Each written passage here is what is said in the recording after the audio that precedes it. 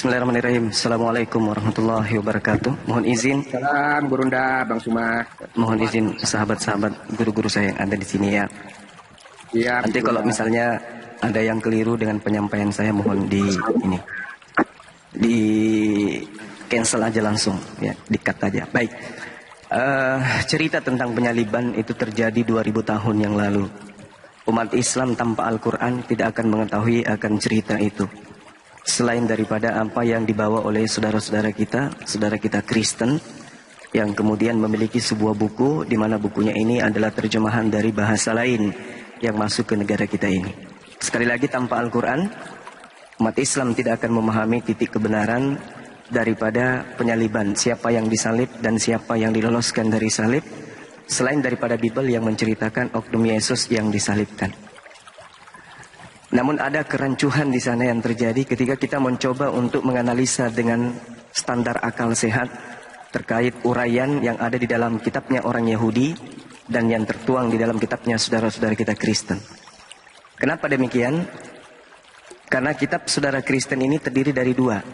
Ada yang disebut Perjanjian Lama, yang mana kitab ini tadinya diwahyukan kepada Bani Israel, dan ada Perjanjian Baru yang dituliskan kemudian setelah Kristen ini akan dijadikan sebagai sebuah agama kerajaan Romawi. Saya memulai dengan salah satu ayat di dalam Al-Quranul Karim, surah Ali Imran ayat 55. Bismillahirrahmanirrahim. Isqalallahu ya Isa inni mutawaffika wa rafi'uka ilayya wa mutahhiruka minal ladina kafaru.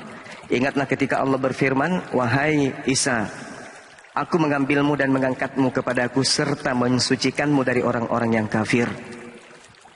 Lalu Allah mengatakan, wajailul ladina tabauka fawqal ladina kafaru ila yaumil qiyamah, dan menjadikan orang-orang yang mengikutimu, murid-muridnya, di atas orang-orang kafir hingga hari kiamat. Jadi ada kedudukan yang tinggi, yaitu kedudukan yang diberikan kepada murid Nabi Isa alaihissalam atau Hawariyun. Begitu juga ada kedudukan yang rendah yang diberikan kepada orang-orang yang ingkar terhadap kenabian Nabi Isa. Permasalahannya sekarang Nabi Isa dan Yesus, apakah dua oknum yang sama atau dua oknum yang berbeda? Kalau kita melihat dari cerita yang ada, baik Al-Quran maupun di Bible, ini sama-sama merujuk kepada seorang yang lahir tanpa ayah, yang diceritakan membahas tentang akan adanya kebenaran yang diajarkan oknum tersebut kepada muridnya Bani Israel untuk menuju kepada keselamatan. Artinya kalau ingin jujur, melepaskan ego terhadap keyakinan masing-masing, Islam, Kristen, Al-Quran, Bible bercerita kepada oknum yang sama, namun berbeda versi dalam cerita. Nah sekarang, siapa yang disalibkan? Kalau di dalam Al-Quran, surah An-Nisa ayat 157, yang mengetahui siapa yang disalibkan itu hanya Allah dan orang-orang yang melakukan penyaliban. Umat Islam tak tahu, karena tidak diberitakan. Karena umat Islam tidak hadir pada masa itu. Wa ma qatalu wa ma salabu walakin syubbiha lahum. Jadi umat Islam hanya diinformasikan bahwa mereka tidak menyalibkan, apalagi membunuhnya. Yang mereka bunuh, yang mereka salibkan adalah orang yang menggantikan Nabi Isa alaihissalam. Nah, pokok permasalahannya sekarang adalah kembali kepada catatan awal. Apa catatan awal itu? Cerita yang lebih dulu hadir dibandingkan Al-Quran, yaitu Bible, catatan orang-orang yang kemudian melakukan penyelidikan atas peristiwa-peristiwa yang terjadi tersebut. Maka kita akan menarik kesimpulan bahwa di catatan ini ada orang yang dikutuk. Ternyata uraian orang yang dikutuk ini adalah orang yang melakukan kesalahan di mata Elohim. Elohim ini Tuhannya Bani Israel. Nah, selintas ketika kita mengkaji Bible, tidak ditemukan sedikit pun kesalahan pada diri Yesus. Dengan kata lain, kutukan Tuhan tidak akan tertuju kepada dirinya. Lalu bagaimana dengan pengikutnya? Rupa-rupanya salah satu di antara muridnya itu ada yang dikutuk. Nah, ini akan muncul permasalahan kemudian. Pertanyaan besarnya adalah, siapa yang dikutuk di atas tiang salib? Nah, ini mungkin yang bisa kita bahas 1 jam ke depan. Silakan teman-teman yang lain. Pemaparan dari Bang Gurunda. Masya Allah. Silakan Bang Arol atau Pan Peros mau menjabarkan. Silakan. atau mau membantah bahwa siapa yang disalib, Yesus atau Yudas? Ya. Atau ingin membenarkan bahwa memang Yesus yang disalib? Silakan. Bahkan Bang Karol atau Peros? Sudah pintar. Ya silakan Bang Peros. Ya kalau di kitab Alkitab ini sudah jelas ya, tentunya yang disalib adalah Yesus, karena 4 penulis ini, Matius, Markus, Lukas, ini semua menjelaskan tentang penyaliban Yesus, sampai kebangkitannya pun ditulis semuanya. Jadi kita umat Kristen nggak ada keraguan bahwa yang disalibkan adalah Yesus. Jadi begitu saja. Kalau di Al-Quran ada keraguan tentang yang disalibkan dan diserupakan kan gitu. Lalu pertanyaannya di situ, yang diserupakan siapa yang diserupakan ini? Kan nggak dijelaskan secara jelas di situ. Jadi menurut saya juga masih samar-samar, nggak ada kejelasan. Kalau memang di situ harus menjelaskan siapa yang disalibkan, harusnya dijelaskan nama orangnya lengkap semua, itu harus jelas. Gitu. Lanjut dulu.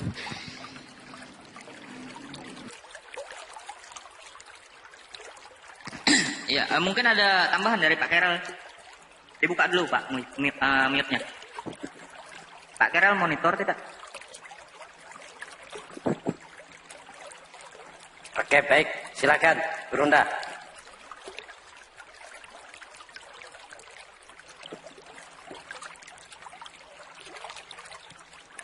Brunda mungkin jauh lah dari berangkat. Soalnya ini Bang Dalbo menjelang dulu waktunya, mepet waktunya. Tidak, Pak. Baru jam 11. Ya, mungkin di kantor ya. Atau tidak terasa dia mic-nya ke mute. Ya, silakan. Jangan ke mute ini. Sorry, tadi ada telepon. Jadi gini, Asyik. kesimpulan penjelasan saudara kita tadi apa? Bisa nggak ada yang menyimpulkan? 10 menit, 10 detik. Tadi saya nerima telepon soalnya. Ya, intinya kata Pak Perhos tadi, Bang Zuma, bahwasanya di Bible tertulis bahwa Yesus yang disalib. Itu tidak ada keraguan kata Pak Perhos untuk teman-teman dari Kristen. Itu saja. Tidak ada Baik. sekali. Baik. Jadi kalau misalnya saudara kita mengatakan bahwa Yesus yang disalib, penyaliban ini harus kita takar dari tempat kejadian. Apa sebab penyaliban itu terjadi? Itu dulu poinnya. Kalau kita melihat apa yang tertuang di dalam kitabnya saudara kita Kristen di Yohanes 11, itu sangat jelas terinci di sana. Mulai sifat terjang daripada Yesus maupun orang-orang yang ada di sekelilingnya kemudian yang menceritakan keadaan itu. Di data Yohanes 11 ini, orang-orang Yahudi melihat Yesus pengaruhnya semakin besar kepada keadaan Bani Israel pada masa itu. Yesus mampu membuktikan mukjizat yang luar biasa di tengah-tengah Bani Israel, sehingga orang-orang yang ada pada zamannya itu iri kepada Yesus yang setiap harinya orang semakin percaya kepada kenabian beliau, kerasulan beliau. Beliau mampu bermukjizat dan seterusnya. Sehingga jemaat daripada imam-imam kepala itu semuanya hampir percaya kepada Yesus, sehingga banyak di antara mereka kemudian yang lebih percaya kepada Yesus dibandingkan kemudian mereka itu percaya kepada imam-imam kepala bahkan mahkamah agama. Karena itulah kemudian mereka bingung, ini bahaya ini. Kalau Yesus dibiarkan kemudian mempengaruhi orang-orang yang ada pada saat itu, maka orang-orang Roma akan datang merampas kerajaan mereka, merampas bangsa mereka. Kalau kita lihat di Yohanes 11 dari data 45 sampai 57, mereka imam kepala, mahkamah agama kemudian bersekongkol untuk melakukan siasat, makar, agar supaya Yesus ini dibunuh. Karena kalau Yesus tidak dibunuh, maka orang Roma akan datang merampas tempat suci mereka dan merampas bangsa mereka. Karena itulah mereka kemudian Imam Kayafas waktu itu melakukan nubuat. Nubuatnya dibuat-buat tahun itu juga, yaitu lebih baik Yesus mati satu orang daripada bangsa mereka dirampas oleh orang Roma. Nah, di data nomor 53 dari Yohanes 11 diceritakan bahwa mulai saat itu mereka bersepakat untuk membunuh Yesus. Dari sini kita lihat, ternyata latar belakang pembunuhan terhadap Yesus karena kecemburuan sosial, karena unsur politik. Tidak ada yang sesuai dengan yang digaungkan oleh gereja, Yesus mati untuk nebus dosa, itu tak ada. Kondisi yang terjadi sebenarnya adalah kecemburuan orang Yahudi, kecemburuan ahli kitab, kecemburuan orang Farisi, ketakutan imam-imam kepala dan ketakutan mahkamah agama. Sehingga melahirkan sebuah kompromi yang dihasilkan sepakat dan kemufakatan pada saat itu untuk membunuh Yesus. Makanya dikatakan di data 54-nya, semenjak mereka bersepakat membunuh Yesus, Yesus tidak lagi menampakkan diri di tengah-tengah orang Yahudi, melainkan Yesus bersembunyi di sebuah kota yang penuh dengan padang gurun yang disebut kota Efraim. Di situ kemudian Yesus bersembunyi bersama dengan murid-muridnya. Lalu di data 57, mahkamah agama dan juga kemudian imam-imam kepala membuat sayembara untuk siapa yang kemudian melihat Yesus agar menyampaikan kepada mereka. Ini sayembara yang dibuat. Artinya mereka berusaha kemudian untuk menangkap Yesus yang sedang bersembunyi. Apa yang terjadi kemudian? Yesus orang benar. Yesus ini orang jujur. Yesus orang suci. Yesus orang yang mulia. Sedangkan menurut hukum Taurat, yang dibunuh ini adalah orang fasik, yang dibunuh adalah pengkhianat, yang dibunuh adalah penerima suap, yang dibunuh adalah orang yang terkutuk. Apakah 4 poin ini ada pada diri Yesus? Ternyata tak ada. Tak ada. Jadi tidak mungkin kemudian Yesus yang orang suci, yang orang benar, yang orang jujur, yang orang mulia ini dibunuh hanya gara-gara kecemburuan sosial, hanya gara-gara unsur politik, hanya gara-gara ketakutan orang Roma merampas Yerusalem. Tak mungkin Yesus menjadi tumbal di situ. Tetapi yang terjadi kemudian berdasarkan kitabnya saudara Kristen dan orang Yahudi, yang dikutuk ini adalah orang yang makan suap. Baca Ulangan 21, nomor 22, nomor 23. Nomor 22-nya menerangkan bahwa jika ada seseorang yang kemudian yang dihukum Tuhan dengan hukum yang setara dengan hukuman mati karena kejahatannya, maka janganlah mayatnya dibiarkan semalam-malaman kemudian ditiang. Artinya, orang yang tereksekusi mati di atas tiang salib pada zaman itu adalah orang yang dikutuk oleh Tuhan karena dosa dia yang setara dengan hukuman mati. Orang yang dikutuk oleh Tuhan. Maka ketika Yesus kemudian diindikasikan ditangkap, lalu dieksekusi di atas tiang salib, rupa-rupanya yang dieksekusi itu bukan Yesus, tetapi orang yang diserupakan dengan dia. Siapa dia? Orang terkutuk. Galatia 3 nomor 13, Ulangan 21 nomor 23, orang terkutuk. Yang kemudian orang fasik. Siapa orang fasik? Amsal 17 nomor 23, Yohanes 12 nomor 6, orang yang menerima suap. Kemudian pengkhianat. Siapa pengkhianat? Jelas yang pengkhianat ini adalah iblis, yang dirasuki oleh iblis. Yohanes 6 nomor 70. Dikatakan, aku yang memilih engkau yang 12, tetapi satu di antaramu adalah iblis, yaitu Yudas. Selanjutnya yang mana? Orang yang kemudian disebut sebagai terkutuk di atas tiang salib. Nah, sekarang kita lihat nih.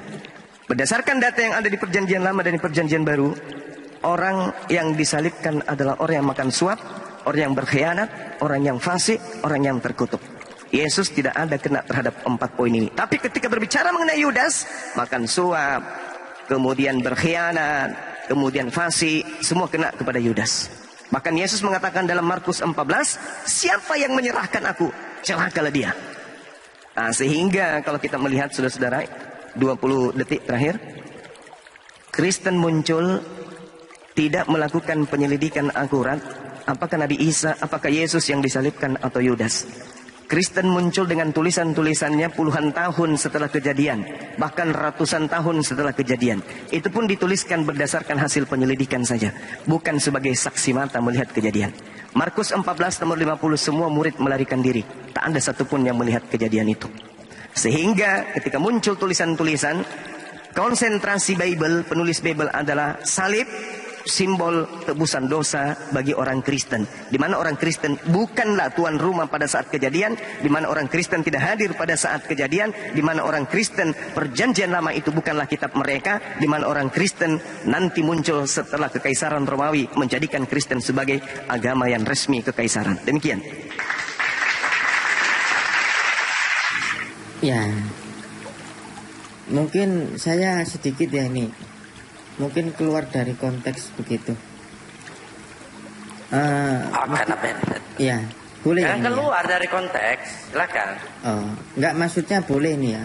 Soalnya ini kan koin saya juga kosong, mungkin bisa dikirim-kirim ke saya begitu. Hubungannya apa kok?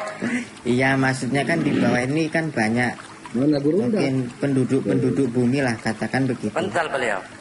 Ini apa hubungannya? Silakan Iya, maksudnya boleh diinikan lah, apa namanya, dijagatkan ke mungkin yang masih kosong-kosong ini, termasuk saya ya. Gitu. Oh, dia minta koin dia. Entah paus atau singa bisa lah. Wah, Ya. tinggi kali. Minta ditanggapi tadi Yang nantinya mana? Bang Suma. Oh, ya itu kan Anda disuruh minta koin. wabarakatuh. ya, selamat Waalaikumsalam. pagi. Disuruh tanggapi malah Bang minta Zumanya koin. kena Silakan ribut Pak ya? Peros. Pak Iya. Peros, Sudah 2 kena pagi-pagi ini. Ya, lanjut teman-teman.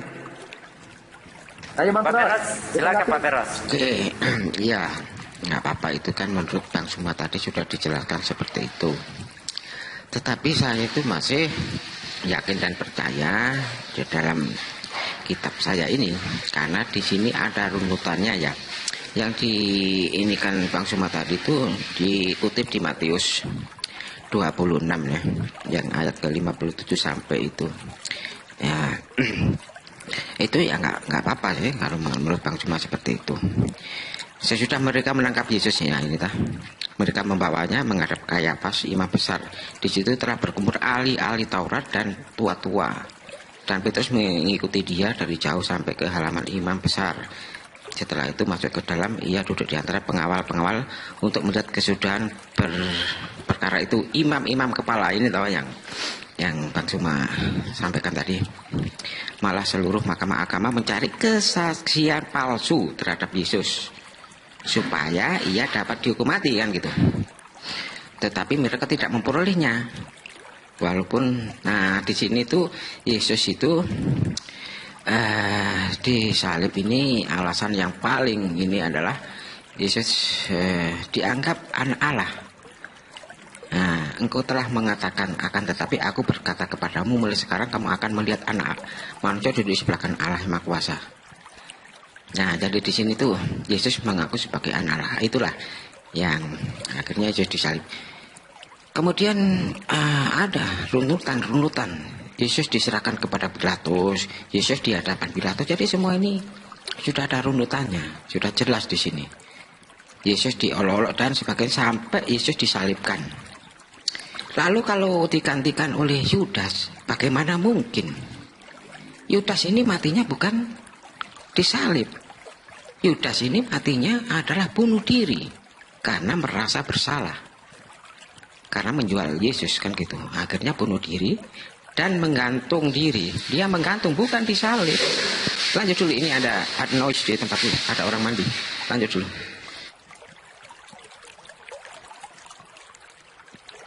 Ya, Pak Carol, ada tambahan tidak sebelum ditanggapin? Ya, silakan Bang Zuma. Oke, baik. Jadi ibarat sebuah keadaan seorang maling ketangkap. Setelah keciduk bahwasanya apa yang terjadi pada zaman itu benar-benar terjadi disebabkan karena adanya kedengkian. Sehingga mulai pada saat itu juga mereka sepakat untuk membunuh Yesus. Nah, ketika hal ini kita ketahui dan teman-teman Kristen tak ada lagi jalur kemudian untuk membantah data-data itu, maka satu-satunya jalan adalah Yudas dikatakan menggantungkan diri alias bunuh diri. Sidang dihentikan. Sekarang konsentrasi hakim adalah kepada laporan akhir bahwa ada kejadian bunuh diri yang terjadi terhadap Yudas yang kemungkinan menjadikan Yudas bukan sebagai pengganti kematian Yesus. Tapi coba kita lihat apa yang diterangkan kemudian tentang Yudas ini ketika dikumpulkan kemudian cerita-cerita yang mungkin bisa membantu meloloskan Yudas sebagai bukan orang yang kemudian mengalami kematian di atas tiang salib sebagai pengganti. Diuraikan semuanya kemudian apa yang kita temukan. Ditemukan data di dalam Matius 27 nomor 5 nomor 8 sampai nomor 8 maksud saya. Di dalam kitab Matius 27 di situ keterangan daripada pembawa kabar adalah Yudas melemparkan uang lalu gantung diri. Setelah kejadian itu imam-imam kepala memungut uang dari hasil upah suap, lalu para imam-imam membeli tanah darah. Itu cerita yang dibangun dari cerita pembawa kabar yang bernama penulis Matius. Tapi cerita yang sama dengan narasi keadaan yang berbeda juga dituliskan oleh Lukas di dalam Kisah Para Rasul 1 nomor 18 sampai 19. Satu keadaan yang sangat kontras, sangat bertolak belakang, kontradiksi. Di mana diceritakan di cerita Lukas kisah 1 ini, Yudas terlebih dahulu membeli tanah. Jadi di dalam Kisah Para Rasul, Yudasnya yang membeli tanah, lalu bunuh diri. Sedangkan di dalam Matius, Yudasnya kemudian bunuh diri, yang beli tanah adalah imam. Demi kebenaran, dua pernyataan saksi yang dihadirkan di persidangan, kalau ini persidangan itu tertolak demi hukum. Yang satu sama-sama mengaku sebagai saksi, yang satu sama-sama menyusun berita sesuai dengan penyelidikan, tapi yang disodorkan sangat-sangat bertentangan satu sama lain. Apa itu? Matius menuliskan kemudian Yudas bunuh diri, tidak beli tanah. Yang beli tanah adalah imam. Lukas menceritakan kebalik, Yudas membeli tanah dan bunuh diri. Karena dua pernyataan saksi yang kontras bertolak belakang ini, maka kita putuskan informasi Yudas bunuh diri itu adalah hoaks. Mari kita lihat data netral. Saudara-saudara yang ada di sini, sahabat-sahabat, bukan saya mau menggurui, baik itu saudara-saudara Kristen maupun umat Islam yang ada di bawah, tolong sekarang ini buka Google, ketik Matius 27 nomor 5. Di situ akan muncul data-data paralel terjemahan versi tahun-tahun sebelum tahun sekarang. Akan muncul. Terus ke bawah, baca di keterangan catatan full daripada Matius 27 nomor 5. Anda akan menemukan sesuatu yang sangat luar biasa di situ. Ini adalah catatan Alkitab Sabda, buatan gereja, buatan Kristen, bukan buatan Bang Suma. Apa catatan full dari Matius 27 nomor 5? Saya bacakan kepada saudara. Matius mengatakan bahwa Yudas menggantung diri sesuai yang tertulis di dalam Kisah Para Rasul 1 nomor 18. Mencatat bahwa ia tewas karena jatuh. Catatan selanjutnya dinyatakan barangkali yang dilakukan Yudas adalah menjatuhkan diri ke atas sebuah tonggak yang telah diruncingkan. Mati dengan menggantungkan diri pada masa itu hanya bisa dilakukan dengan cara disalibkan atau disulakan. Jadi, saudara-saudara, kalau kita melihat catatan Bible ini sendiri jelas menerangkan bahwa matinya orang yang digantung dengan tonggak yang runcing di bawahnya untuk membuat perutnya terbelah terurai, itu adalah matinya orang-orang yang dihukum salib. Bukan dari Al-Quran, tetapi dari Bible itu sendiri yang menerangkan seperti itu. Dengan kata lain, yang mati di atas tiang salib itu adalah Yudas. Sesuai dengan catatan Matius 27 nomor 5, Alkitab sabda bahwa kematian Yudas pada saat itu adalah kematian yang digantung secara disalibkan. Maka Al-Quran mengatakan wa makaru wa makarallah, mereka orang-orang tersebut terdahulu membuat makar terhadap Nabi Isa alaihissalam, tapi Allah membuat balasan terhadap makar mereka sehingga mereka berada dalam keadaan tipu daya. Mereka termakan oleh tipu daya dan makar mereka sendiri. Apa makarnya? Mereka kemudian sepakat melakukan kesaksian palsu. Itu makar. Pilatus sebagai gubernur mengakui dengan sangat seksama bahwa orang-orang Yahudi, orang Farisi, mahkamah agama menyerahkan Yesus untuk disalibkan karena dengki. Jadi bukan karena tebus dosa, bukan karena kutuk Taurat, bukan juga untuk sebagai jalan keselamatan. Penyaliban murni dilakukan karena faktor ekonomi, faktor sosial, faktor geografis, faktor ketakutan daripada orang-orang Yahudi kalau orang Roma akan merampas kemudian bangsa mereka dan tempat suci mereka jika mereka tidak segera membunuh Yesus. Jadi pembunuhan terjadi pada masanya, pada kaumnya, pada bangsanya, pada tempatnya adalah pembunuhan karena faktor politik. 100 tahun kemudian minimal muncul konsep doktrin kematian itu adalah tebus dosa. Padahal kematian itu hanya unsur politik. Demikian.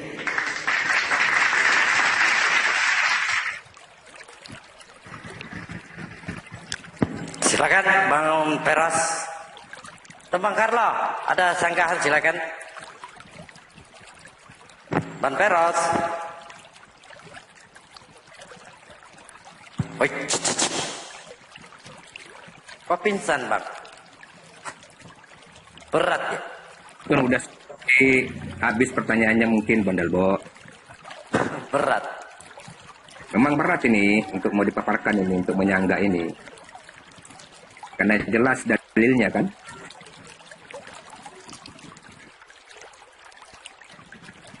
Atau ada kawan-kawan hotel di bawah yang mau naik membantu Pak Peros dan Carol. Ya paling tidak banyak sedikit bantahan lah. Ada sedikit bantahan lah maksud saya. Kan dikit aja, nggak usah banyak-banyak. Dikit aja. Oh begitu bang, cuma begini begitu, ya kan? Bang Peros.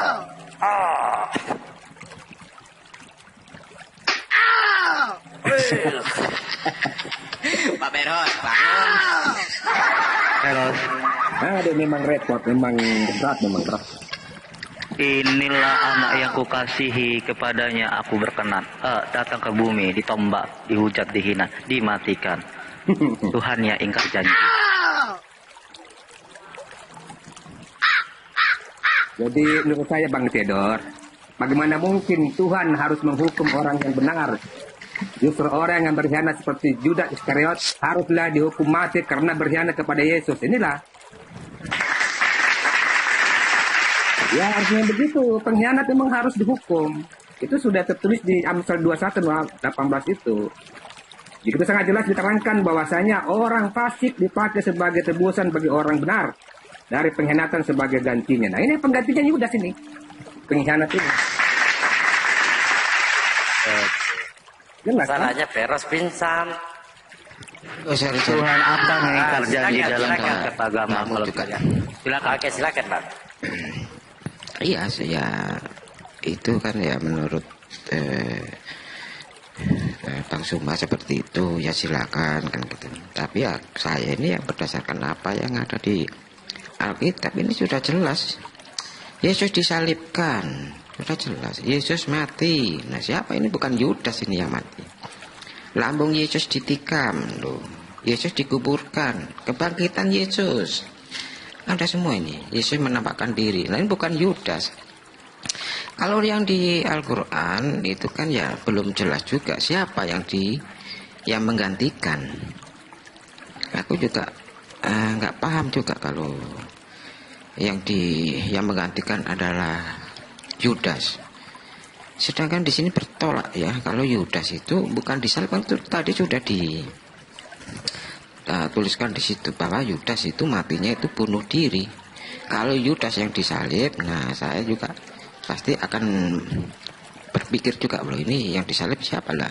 Yudas ini matinya bunuh diri, bukan disalib. Ini bertolak. Jadi kalau Yesus yang disalib saya percaya karena ada runutannya. Mulai dari permasalahannya, mulai dari sampai di apa? Ini semua ini lengkap ini masalahnya di sini. Nah, coba kalau di Al-Qur'an yang diserupakan itu siapa? Mungkin bisa dijelaskan di situ. Ya. Assalamualaikum warahmatullahi taala wabarakatuh semua guru. Waalaikumsalam warahmatullahi wabarakatuh. Abang guru yang ganteng, abangku yang ganteng Bang Juma. Iya, cukup. Mohon maaf izin mengganggu. Bang Da, tolong nanti dibaca WA ya, soalnya penting. Oke, Makasih Bang Da. Aku izin dulu. siap. 86. Assalamualaikum warahmatullahi wabarakatuh. Waalaikumsalam. Waalaikumsalam warahmatullahi. Ya, saya jawab ya. Teman-teman boleh izin ya. Lanjut. Silakan Gurunda. Iya, jadi satu hal yang perlu saudara perhatikan di sini, penyaliban itu terjadi bukan di tengah-tengah umat Islam. Penyaliban itu terjadi di tengah-tengah orang Yahudi, orang Farisi, mahkamah agama, dan juga imam-imam kepala. Jadi kalau mau tahu siapa yang menggantikan, tanya kepada mereka. Makanya Al-Quran menarasikan dengan sangat jelas bahwasanya terjadinya penyerupaan yang disalib ini itu berlaku kepada yang menyalibkan. Wa ma katalu wa ma salabu walakin, akan tetapi syubbihalahum, ya, yang mereka salibkan itu adalah orang yang diserupakan bagi mereka. Wa innal latina ikhtalafu fihi lafi syakkin minhu. Akan kejadian ini mereka ragu, apakah mereka bunuh ini adalah Yesus atau yang mereka bunuh ini adalah salah satu dari muridnya. Makanya kalau Anda membaca Yohanes 18, ketika Yudas kemudian datang kepada oknum yang sembunyi ini, Yudas bertanya, Yudas ditanyai oleh oknum yang mau ditangkap. Apa kata oknum yang mau ditangkap di Yohanes 18? Siapa yang kamu cari? Yudas berkata, kami mencari Yesus dari kota Nazaret. Orang itu kemudian menjawab, akulah yang engkau cari. Pertanyaannya, apa mungkin Yudas yang puluhan tahun bersama Yesus, ketika ditanya sama oknum ini, dan oknum ini adalah Yesus gurunya sendiri, Sang Mesias, kenapa masih dia menarasikan yang kami cari adalah Yesus dari Nazaret? Apa mungkin iya? Misalnya saudara Dalbo, Bang Dalbo cari Bang Suma, bersama dengan polisi datang. Bang Dalbo datang bertanya kepada Bang Suma. Bang Suma tanya kepada saudara Dalbo, saudara Dalbo, siapa yang kamu cari? Saudara Dalbo, Bang Dalbo yang sudah kenal Bang Suma puluhan tahun berkata, yang aku cari adalah Bang Suma yang datang dari Makassar. Ece. Itu bisa terjadi kalau yang di depan Bang Dalbo itu bukan Bang Suma lagi. Makanya pada saat Yudas mendengarkan perkataan oknum tersebut, akulah yang engkau cari, Yudas mundur, lalu kemudian terjatuh. Kenapa terjatuh? Ada sesuatu keajaiban yang terjadi di situ. Itu satu. Yang kedua, Maria ke makam orang yang dikatakan Yesus. Apa yang terjadi? Maria datang ke kuburan itu bertemu dengan oknum yang ditangkap dan yang dikuburkan. Maria bertanya, wahai Tuhan, apakah engkau melihat mayat Tuhan kami? Ada yang mengambil mayat Tuhan kami di sini, Tuhan. Tuhan, kata dia. Dipanggil, wahai Rabuni, panggil kemudian.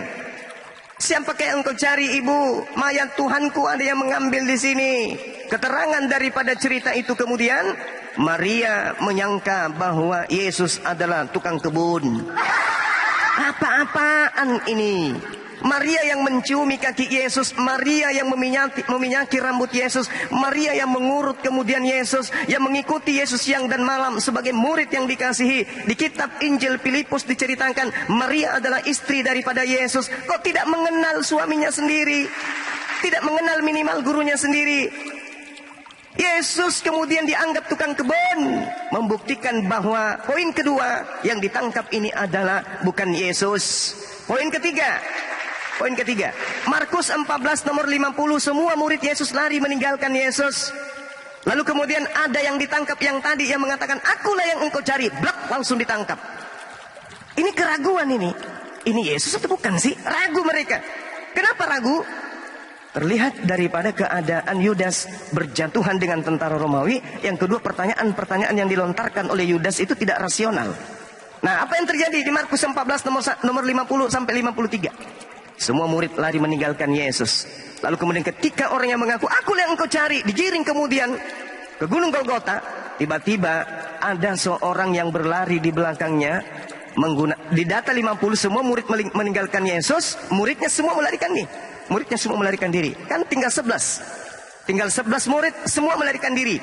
Yesus sudah ketangkap. Yudas pada saat itu di mana? Tiba-tiba ada orang di belakangnya kemudian menggunakan kain lenan, berlari melepaskan kain lenan, lolos dari penangkapan. Pertanyaannya, siapa yang sebelum kejadian penangkapan menggunakan kain lenan? Hanya satu manusia yang menggunakan kain lenan pada saat itu. Baca Yohanes 13 nomor 4. Yesus melepaskan jubah lalu menggunakan kain lenan. Nah, itu baru Yesus yang asli, yang meloloskan diri melepaskan kain lenan. Maka sangat kuat indikasinya bahwasanya Yudas yang ketangkap, Yesus muncul belakangnya menggunakan kain lenan, meloloskan diri, lolos dia. Kecuali saudara saya Peros bisa membuktikan bahwa ada murid Yesus yang menggunakan kain lenan pada saat itu. Tapi sampai 2 hari sebelum kiamat Anda tidak akan pernah menemukan itu. Nah, bagaimana perselisihan itu terjadi? Kisah Para Rasul 25 nomor 19. Mereka berselisih paham tentang seseorang yang bernama Yesus. Ada yang berkata Yesus telah mati, tapi Paulus dengan ngotot mengatakan Yesus masih hidup.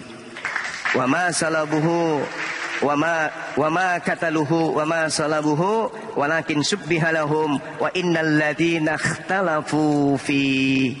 Mereka berselisih paham tentang yang mereka bunuh. Nah, saya kira itu hal yang perlu saudara bantah, karena yang terjadi kemudian adalah yang mati di atas tiang salib itu adalah orang terkutuk. Poinnya untuk mengetahui kebenaran ini, buka kitab Galatia 3 nomor 13. 20 detik terakhir. Galatia 3 nomor 13 Anda buka, di situ dikatakan Kristus, bukan Yesus ya, tapi Kristus. Kalau dibilang Kristus itu masih umum. Kristus telah menebus kita dari hukum Taurat dengan jalan terkutuk, sebab ada tertulis, terkutuklah orang yang mati di atas tiang salib. Setelah kita anulir data ini, lalu kita analisa tertulisnya di mana? Ternyata tertulisnya di Ulangan 21, 22, ayat 22 dan 23. Yang tertulis di sini adalah Tuhan Elohim punya kompetensi mutlak, haknya sebagai Tuhan untuk mengutuk siapapun yang dia kutuk. Dan ternyata yang dikutuk ini adalah penerima suap. Ternyata yang dikutuk di atas tiang salib sesuai dengan pengakuan Galatia 3 surat Paulus adalah orang yang menerima suap, orang penjahat, orang yang melakukan kejahatan setara dengan hukuman mati. Apakah itu Yesus? Bukan. Yang terkutuk menurut Tuhan Elohim adalah Yudas. Tak ada kekuatan di atas mimbar gereja yang bisa membantai ini. Pertemukan saya dengan orang pendeta yang ahli data untuk membantah data-data saya. Saya akan buktikan kepada dia dengan sangat mudah bahwa yang disalibkan itu adalah Yudas Iskariot, sang pengkhianat pemakan suap. Ingat, di dalam Amsal 17 nomor 23, orang fasik adalah orang yang menerima suap untuk menyerahkan orang yang benar agar dibunuh. Dan itu hanya terjadi terhadap Yudas dan Yesus. Yudas menyerahkan Yesus untuk dibunuh, tetapi Allah kemudian mengatakan, orang fasik dipakai tebusan pada orang yang jujur, pengkhianat sebagai ganti orang yang benar. Dan itu terjadi pada masa itu. Ingat, kejadian ini terjadi di tengah-tengah Bani Israel, maka tolak ukurnya adalah perjanjian lama. Sedangkan yang Anda katakan, saya yakin yang disalibkan adalah Yesus. Yesus. Yes, saya kasih kepada Anda, itu bisa betul kalau yang Anda gunakan adalah perjanjian lama. Karena isi perjanjian lama itu adalah wa makaru wa makarallah. Mereka kemudian menceritakan cerita-cerita tentang penyaliban Yesus agar Roma Yunani percaya dengan cerita-cerita itu. Maka rangkaian cerita dibuat kemudian, makanya ada yang disebut kitab kanon. Kitab kanonik artinya kitab yang menceritakan sesuai dengan selera Roma, sesuai dengan selera kerajaan Romawi. Kalau buku itu tertolak dengan cerita-cerita penyaliban untuk Romawi, maka buku itu dikatakan apokripa. Sembunyikan buku itu. Yang ditampilkan adalah cerita penyaliban terhadap manusia yang adalah Tuhan, adalah Dewa Zeus yang datang menjelma sebagai penebus dosa bagi orang Roma dan Yunani. Sayangnya itu adalah bidat menurut tuan rumah. Demikian.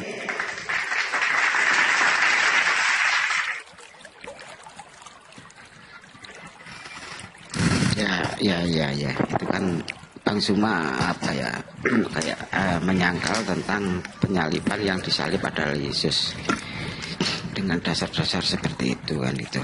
Yang saya tanyakan ini dari Al-Quran. Yang dari Al-Quran itu kan hanya diserupakan. Lalu siapa yang diserupakan itu? Lalu begini, Isa itu mau disalib tapi tidak jadi kan. Nah, sekarang permasalahannya apa? Kan harusnya paling tidak ada penjelasan atau runutannya tentang Nabi Isa itu. Ini kan masalah penting juga, masalah penyaliban, karena menyangkal tentang penyaliban yang ada di Alkitab kan gitu. sehingga diserupakan oleh siapa ini nggak jelas juga.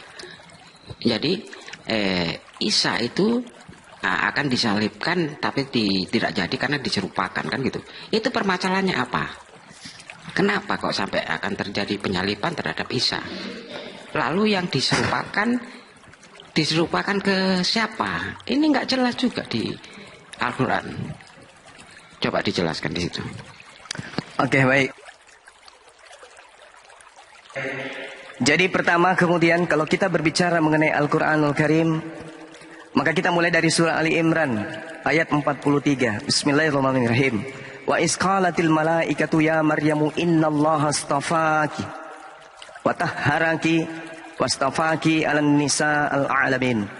Malaikat Roh Kudus diutus oleh Allah kepada Siti Maryam.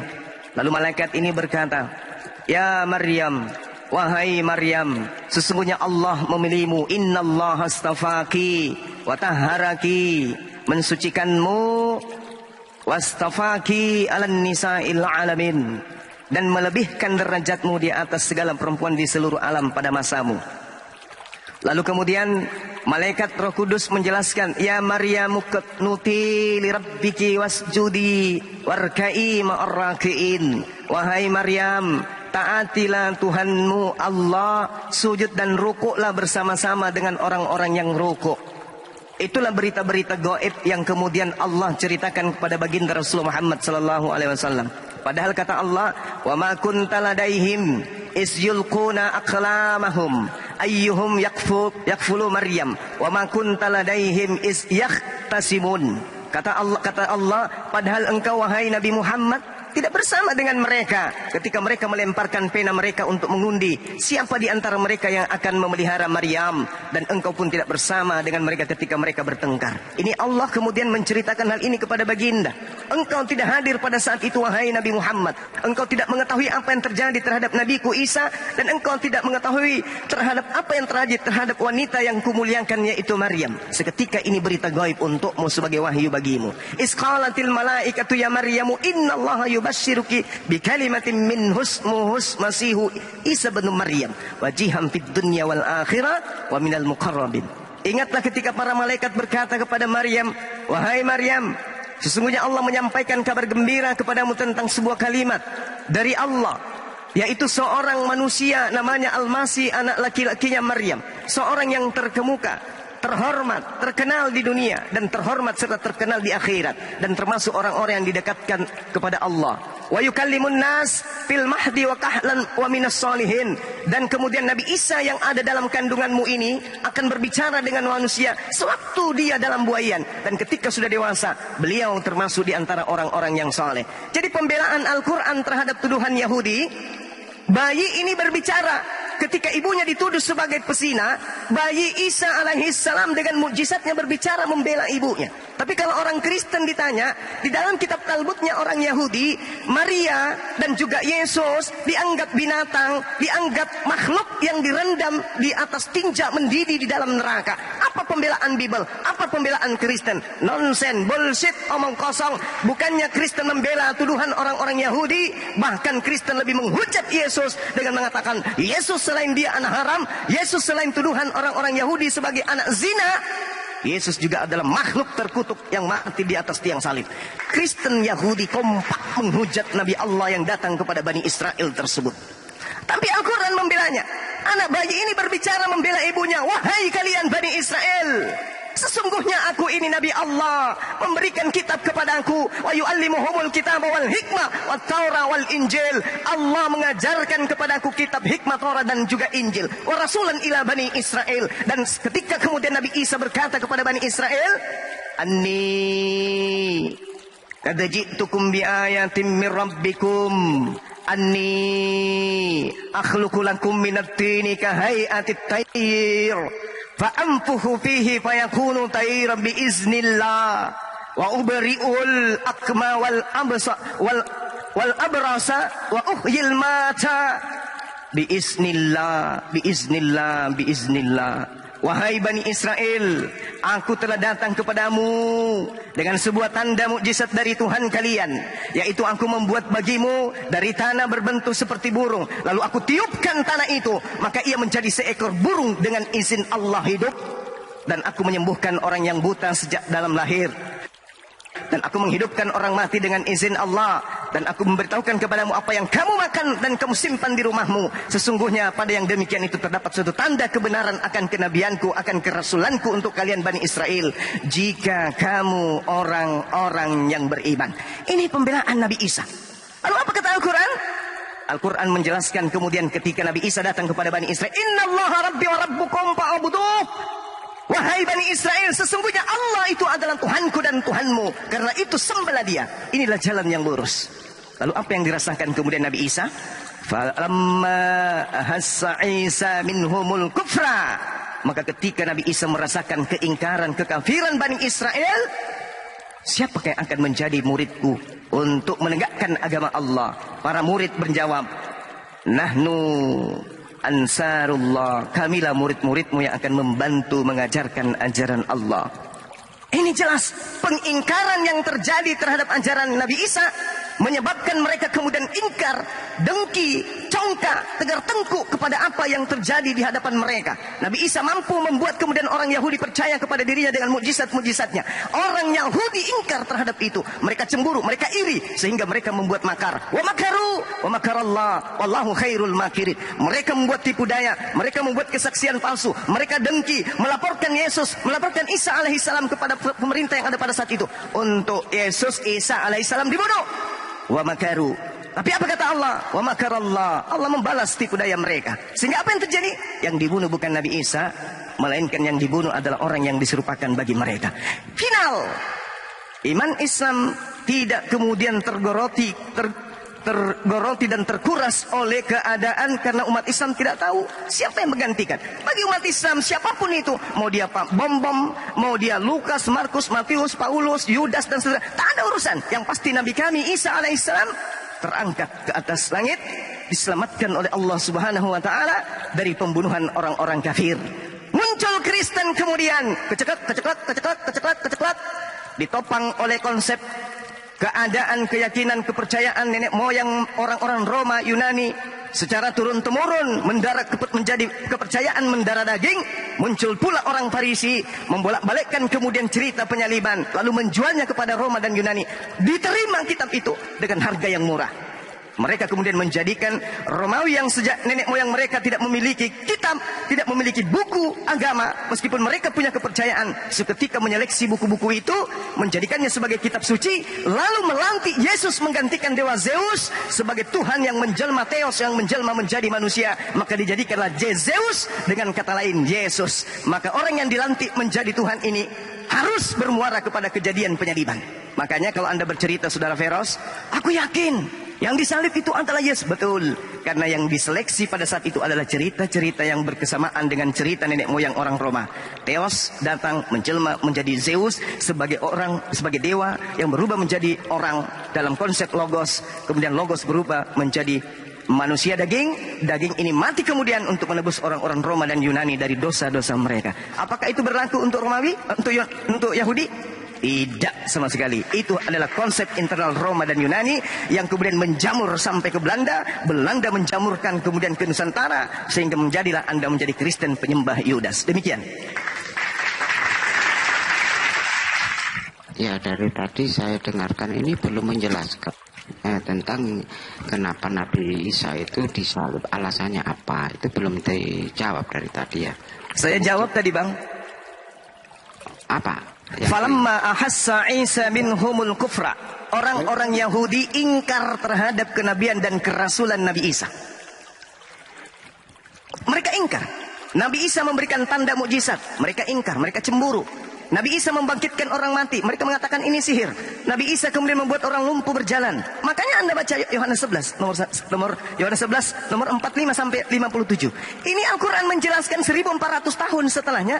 Lalu kemudian Anda sebagai pembaca warta yang ada di kitab saudara, harusnya Anda melihat, oh ternyata betul yang diuraikan Al-Quran ini betul. Apakah Nabi Muhammad sampai ke Romawi sana mempelajari Bible? Tidak Tidak sama sekali. Allah mengatakan dalam ayat ini bahwasanya kamu tidak hadir pada masa itu, kamu tidak tahu pada masa itu.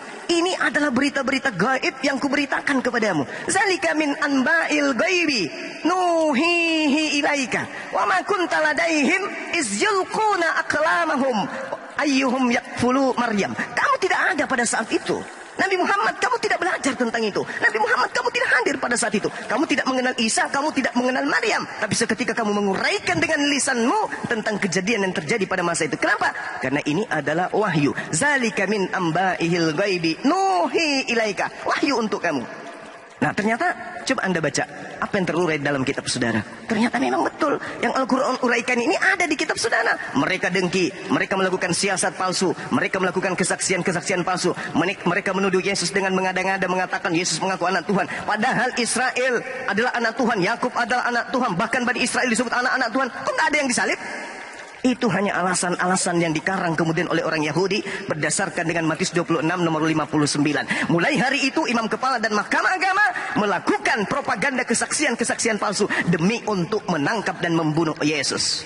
Al-Quran ada kelirunya di situ? Enggak ada kelirunya. Bagi umat Islam final, siapapun yang disalibkan, tak ada urusan dengan kami. Iman kami, Nabi Isa yang kami cintai, selamat dari pembunuhan orang-orang kafir. Sedangkan orang kafir Kristen sangat menginginkan kematian terhadap Yesus. Ada apa dengan kalian? Waraskah, sehatkah, manusiakah anda ini? Atau kalian ini sekelompok dengan makhluk yang merasuki Yudas yang ingin kali Yesus itu disalibkan? Tanya pada diri saudara, kenapa saya dan iman saya serta agama saya sangat menginginkan pembunuhan terhadap orang yang benar? Apakah saya penjahat atau saya orang baik-baik? Orang baik tidak akan mau menginginkan orang baik dihukum mati terkutuk. Dan orang jahatlah yang menginginkan kematian terhadap orang-orang yang baik. Camkan itu. Ambil air 1 gelas, minum, usap dada, gunakan akal sehat. Mana yang betul? Apakah orang benar yang dibunuh atau orang pengkhianat yang justru menjadi penanggung kutukan di atas tiang salib? Wallahu alam bisawab. Silakan. Ya, Pak Coba kan selalu mengambil dari Alkitab ya. Itu semua itu saya lihat ini selalu ngambil dari Alkitab, isi Alkitab tentang Yudas tentang ini. Tapi di Al-Quran sendiri gak menjelaskan gitu loh. Yang disalibkan adalah siapa? Tertulis di mana itu? Kalau memang Yudas yang disalibkan. Baik, ini sesi terakhir. Baik, saya juga ingin tahu kepada saudara. Saya sudah menjelaskan 3 sesi, saya ingin tahu dari saudara. Siapa yang terkutuk disebabkan makan suap berdasarkan ulangan 21 nomor 22 nomor 23 dilengkapi ulangan 27 nomor 25. Yang makan suap adalah yang terkutuk, dihukum terkutuk, dibunuh terkutuk oleh Tuhan. Tolong jawab kepada saya. Jangan ragu, jangan bimbang. Iya, siapa yang mati terkutuk berdasarkan hukum Tuhan? Jawab. Ya, saya kira di situ kan banyak orang ya yang terkutuk tentang apa itu tadi, uang suap tadi. Oke. Sekarang saya tanya, siapa yang mati terkutuk disebabkan dia makan suap? Jawab. Bingung kan? Bingung. Bingung pasti. Karena Al-Quran menarasikan mereka akan berselisih paham. Mereka bingung terhadap siapa yang mereka bunuh. Anda pun sudah 2000 tahun masih bingung. Ayo jawab sama saya silakan. Ya, itu kan menjelaskan tentang orang-orang yang disalib itu termasuk orang yang memakan uang suap kan gitu. Saya tanya kepada saudara sekali lagi. Siapa yang mati terkutuk dihukum oleh Tuhan karena makan suap? Yesus atau Yudas? Ya, terkutuk itu kan bukan berarti harus disalib. Ada cara-cara untuk mati dengan cara terkutuk. Termasuk Yudas itu terkutuk itu matinya. Sayang sekali waktu saya itu sedikit, Bang. Saya tanya sekali lagi. Apabila seseorang berbuat dosa yang sepadan dengan hukuman mati, lalu ia dihukum mati, kemudian kau gantung dia pada sebuah tiang, maka janganlah mayatnya dibiarkan semalam-malaman pada tiang itu, tapi haruslah engkau kuburkan dia pada hari itu juga. Saya tanya kepada saudara.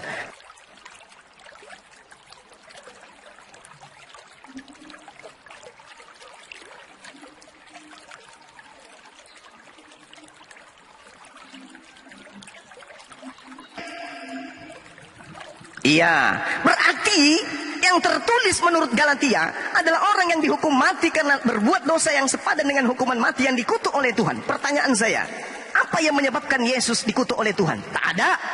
Apa yang menyebabkan Yudas terkutuk oleh Tuhan? Ada. Apa itu? Mari kita lihat ulangan 27. Ulangan 27 sangat jelas menerangkan bahwa yang mati terkutuk di data 25-nya adalah orang yang makan suap. Saya bacakan kepada saudara.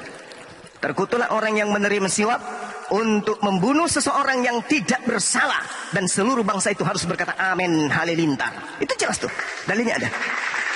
Terkutuklah orang yang menerima suap untuk membunuh seseorang yang tidak bersalah. Di sini konsepnya sudah sangat benar. Terkutuklah Yudas yang menerima suap untuk membunuh Yesus yang tidak bersalah. Penyaliban itu enggak ada Sekarang saya tanya kepada saudara, penyaliban ini terjadi di tengah-tengah Bani Israel atau di tengah-tengah Kristen? Jawab.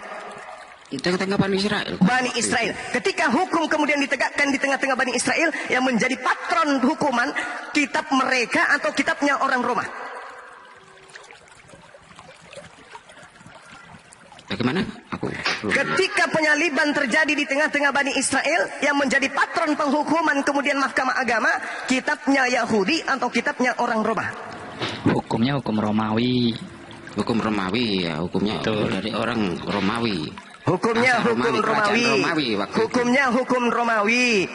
Lalu yang tertuang kemudian di dalam Ulangan 21 nomor 22 23 itu hukumnya Romawi. Iya. Jadi Ulangan ini kitabnya Romawi. Ingat Bung, ingat saudara, pada saat Yesus hidup, camkan ini baik-baik.